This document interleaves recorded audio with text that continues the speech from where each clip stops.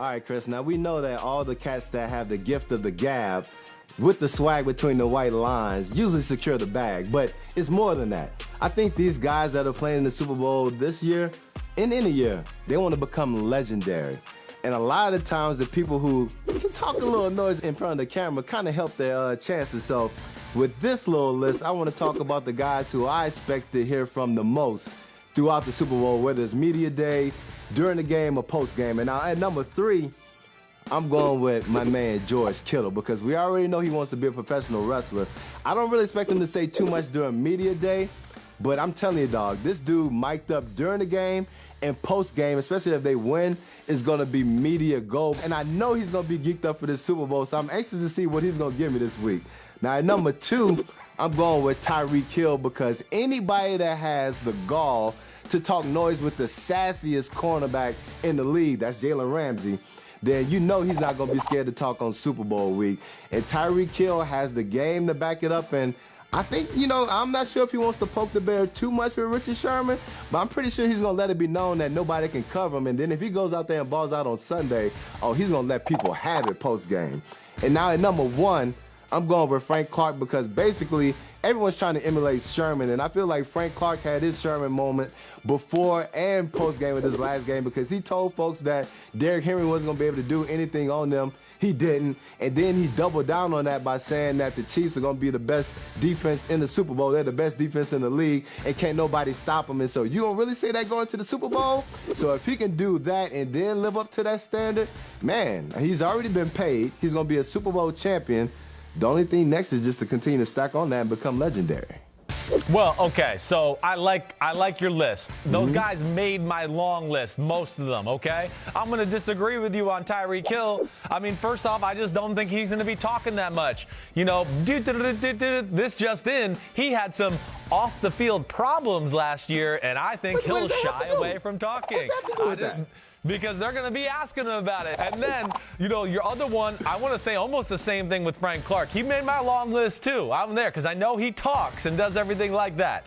I just think there's better ones out there, okay? So listen, I got the answer key here. Just pay attention. Take notes, all right?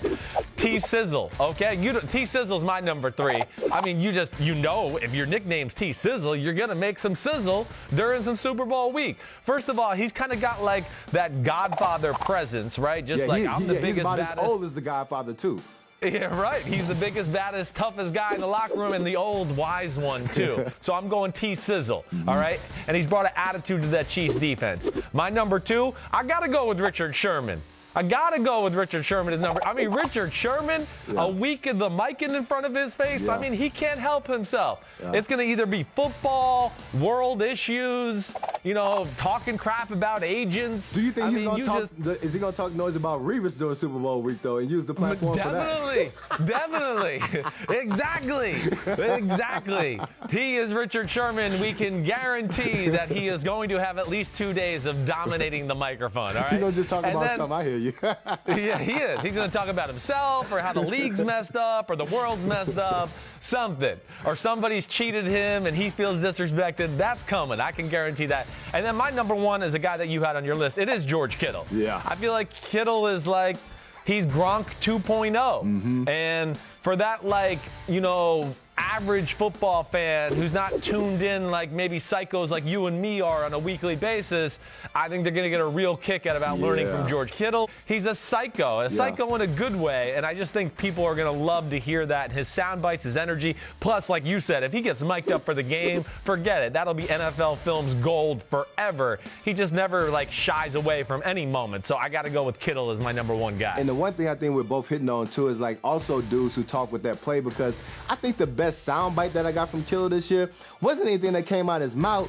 It's when he stiff-armed the whole damn New Orleans Saints defense on that game, taking them down to get in the field goal ranges. So combined with getting in front of the camera and talking that noise, I want to see cats who's going to ball out between those white lines. And I feel like Kittle, Frank Clark, TYREEK Hill, Sherman, all those guys are primed to go out, show us what they can do. They're some of the best players in the league, and if they can do that, combined with getting that perfect soundbite, then, dog, like I said, legendary is only the next step. Superstar. Right? Right. Hi, I'm Mike Tirico, and thanks for watching.